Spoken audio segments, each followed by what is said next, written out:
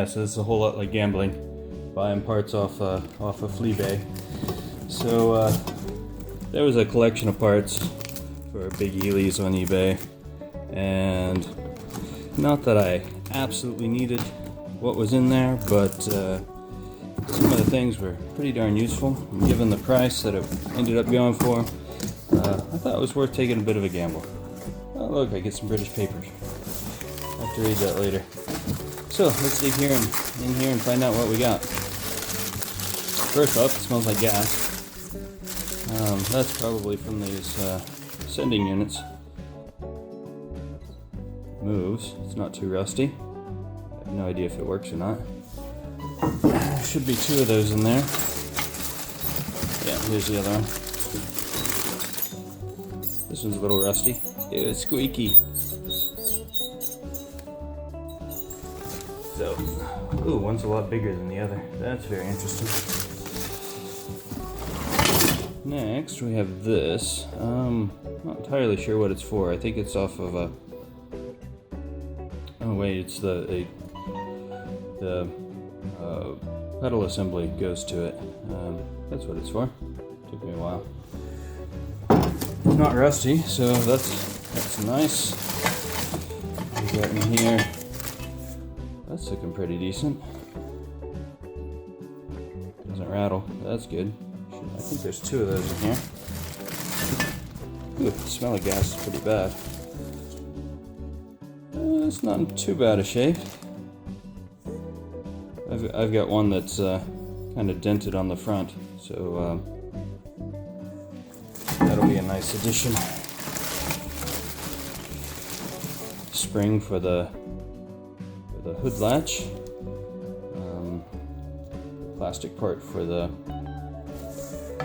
heater control.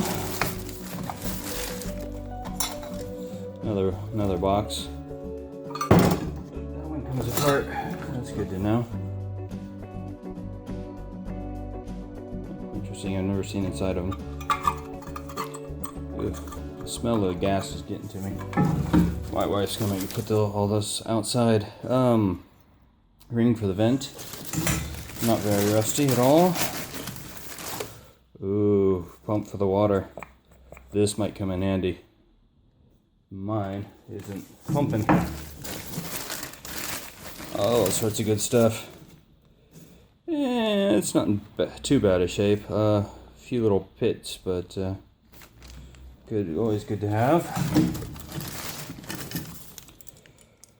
Yeah, that's fun. Speed latch.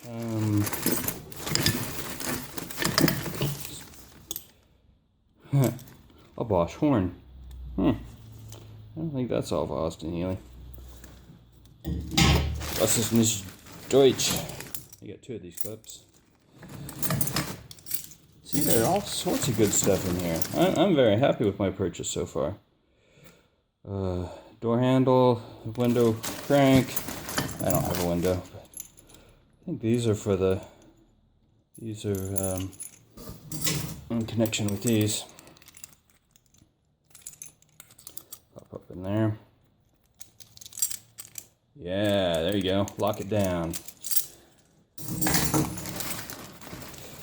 And a windshield wiper thingy. What else we got? Yeah, I saw these. These are $50 a piece. This one doesn't move and has two studs broken off. That ain't no good. But this one's not bad. Has all the studs. It's kind of chrome. No rust. So that's $50 alone. And finally, throttle linkage. I have no idea how much this would be to replace. Anyway, I'm happy with my gamble. I wasn't sure what sort of condition this stuff would be in, but you know, no risk, no reward.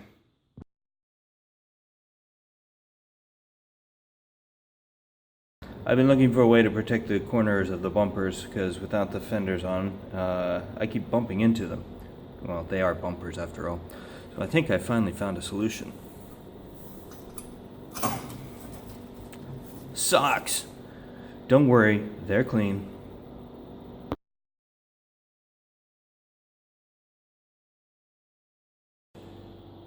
I had a hard time getting this primer flat. If you remember back when I was playing with the epoxy, my gun died. Brand new gun, didn't work, just was dripping everywhere. So I ran out to the hardware store and bought the best gun that they had. It wasn't bad, but with this, it doesn't atomize very well, and I don't know. Combination of things. I ended up not being able to get a nice coat of primer on the hood. So in the sanding process, I would think I'd get it right, but there'd still be spots that were rough. I couldn't feel them, but I could see them. I know that if I spray on top base coat on top of that, it's not going to look good. So I kept stepping back, sandpaper grits, ended up back around 220, 240, whatever that is, on a machine, to just really grind down into it and get to where it's level and didn't have like the texture of the surface of the moon. So doing that, I knew I would burn through because it's a machine, and that's how it works. So I've ordered new guns. I'm ordering a set of DeVilvis guns. So I'm not going to spray anything until those arrive. Hopefully I can get primer put on in a relatively flat way, so I can hand sand and then put a smooth coat of base on it, like it's supposed to happen. Anyway, painting's been a learning process. I have this very high standard in my head. That's kind of how I work, and if it's not right, it's not right, and I'm not gonna compromise the paint job just to get it done.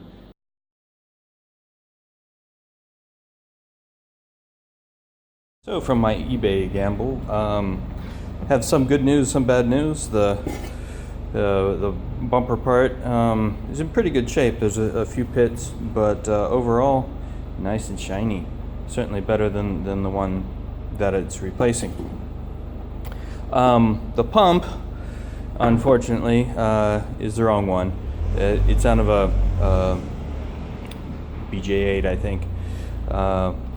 Where it mounts is different. This is the original one. This is the one that came. It pumps really well, but it's I can't mount it.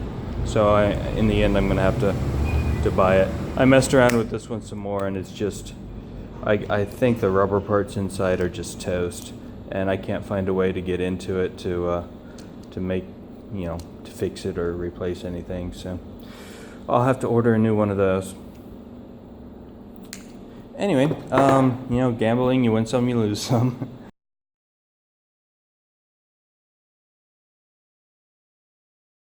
Another delivery showed up yesterday. This is from the tire shop. It's the inner tubes and the rim bands. So, yay for all that. I also got a set of caps. So 1, 2, 3, 4, 5 of those, and 1, 2, 3, 4, 5. These would be awesome to make a slingshot out of.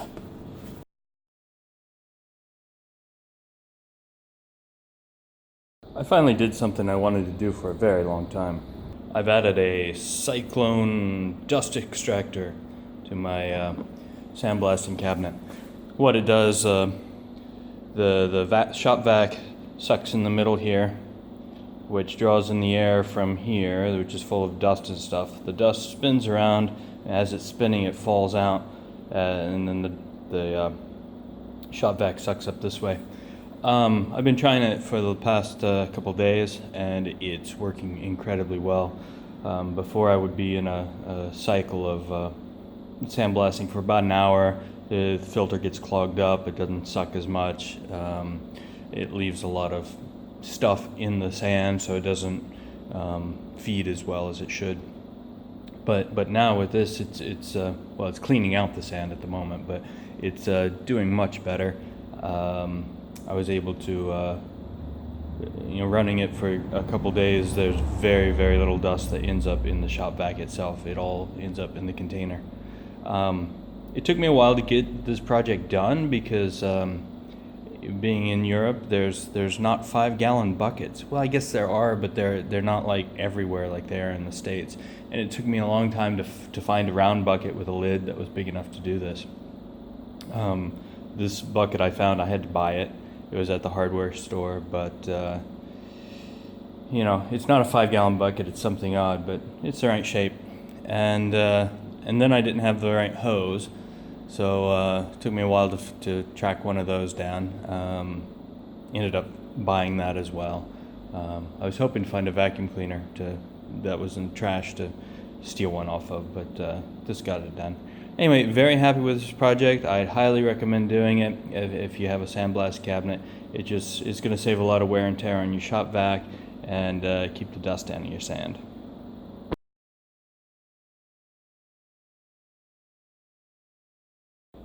So while I'm waiting for my new guns before I can paint anything else, I'm cleaning up the fenders.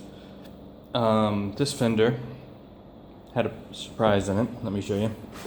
There you go. So just above the wheel is this nice hole. It's right where the fender mirror might be. I need to check it out.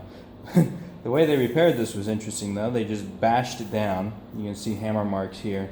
This was all covered over with Bondo. I just scraped it all down. But they bashed it down with a hammer and then filled it in with Bondo instead of welding it up like they should. I guess they didn't have a welder. Surprise! So I'm gonna get the welder out and fix it and hammer and dolly that up. So it's gonna get another layer of Bondo, but it won't be 1/4 inch deep there.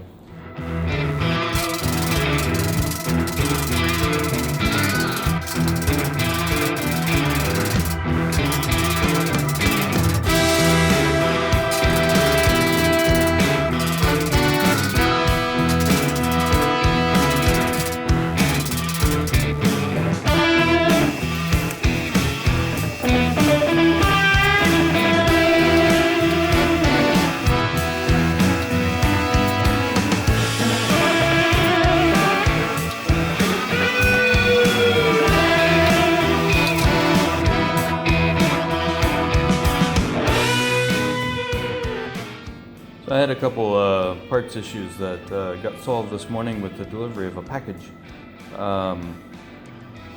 Well, most of them did. The carpet kit I had ordered had one panel that had a factory defect in it. Here's a picture of that. And the oil temperature gauge, it didn't work. So I sent it back. Also, the speedometer that was originally in the car wasn't working. So the oil temperature gauge they don't have in stock. It's going to be months before they get one. So I'm going to have to find another solution for that. But they did have the speedometer in stock, so I got a new one of those, all nicely set to 0, which will be nice because it'll show, after the rebirth of the car, how many miles it has on it. Right now, I have the speedometer cable hooked up to the drill because I wanted to test it before I put it in place. And as you can see, it works. So that's quite exciting. Now I can install it, have one less hole in my dashboard, and then eventually do the carpet. But bit by bit.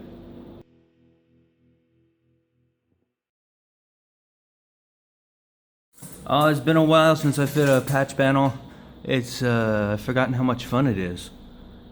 The one I have, to get it to line up and back, well, I have like 3 points I needed to line up with. The body line, this nice little stripe right there, the back right here where it makes the curve, and the wheel well right here. I can figure out how to get 2 out of 3. I can get the body line and I can get the back, but I can't get the wheel well. I can get the wheel well and the body line, but I can't get the back. I guess I can't get the back and the wheel well at the same time. It's just too short. I could cut it off. I have enough material to cut it off basically right across here. But then if I line it up in the back, then I end up with a notch here. If I line it up here, I end up with it not lining up back there.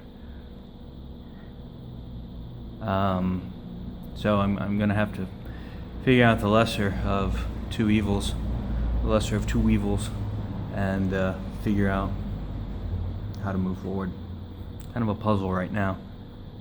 Just to get it on the car, the way it mounts, I've had to get creative with clamps. Yeah,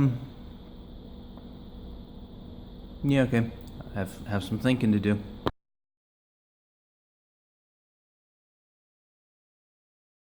Well, when all else fails, procrastinate. That's what I'm doing. I think I've given this speech before. Instead of fighting the fender that was rusted way above the body line, I'm just doing the easy one, the one that I can patch below the body line. It's much simpler patch, and I get to use my new clamps, so I think I have it fit well enough in place now, so I can start making some tacks on it.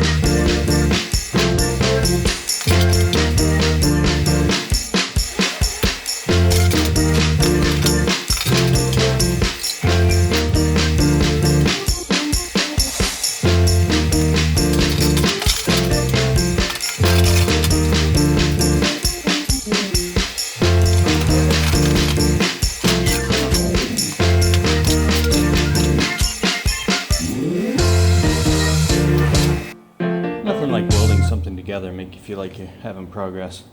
It's nice to weld again. I really enjoy this part, especially since I don't have the learning curve that leads up to it and the hundreds of miles of welding to do. A little patch panel here and there, yeah, that's kind of fun. It's a change of pace from the bodywork anyway. So I have this stitched together. I have this patch on the other side stitched together as well. I was just texting with my wife saying maybe I need to do the math and figure out man hours versus repair time on these fenders. I know from AH Spares you can get aluminum ones for 630 some pounds, so that would be, well, in professional mechanics time it'd be 10 hours work. So you know they still need prep and paint and all that. That's equal, but it makes me think maybe I should have gone the other way. But then there's the restorer side of me that says, oh man, but that's not the original part, and this, you know, has the original steel on it. So it's a toss-up, man hours versus originality. Something to think about.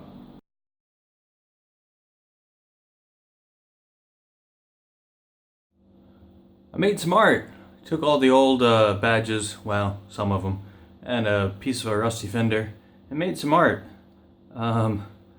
I didn't know what to do with the badges. You know, I feel bad just tossing them in the trash.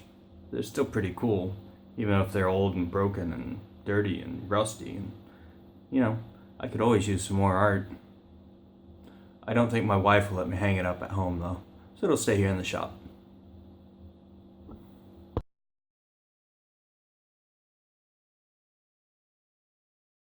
So here's what I've ended up doing. I've ended up coming back here and going above, and slicing through right smack in the middle, and then continuing down here. There was just no way I could figure out how to get this side and this side to line up with this patch panel. So this is what I ended up with. The body line here and the body line here are a little bit different. This one's sharper than this one, so it's going to be interesting making this transition through here. It's not too bad. You know, nothing some body filler and a couple thousand hours won't fix. But the important part is it's straight. It matches up back here. We got the front lined up, and you know, it fits on the car.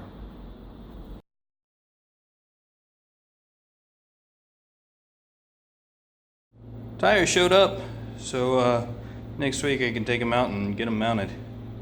Yay!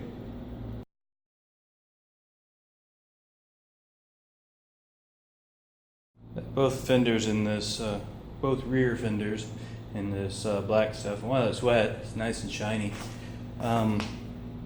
This one had a complete skim coat on it, and I think you can see why from the light dancing around on there.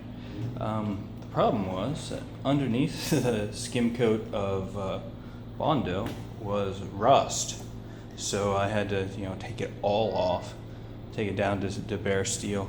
You know, every car doesn't have to go to bare steel, but if it's not done well, then yeah, you got to go back down. Get rid of, you know, the crappy work that's been done before. So you know, there's a lot of work yet to do on this to smooth it out. Yeah, I can't really tell what kind of damage was done to it, or if it's just, you know, dings and dents from car doors and stuff, but it needs some work.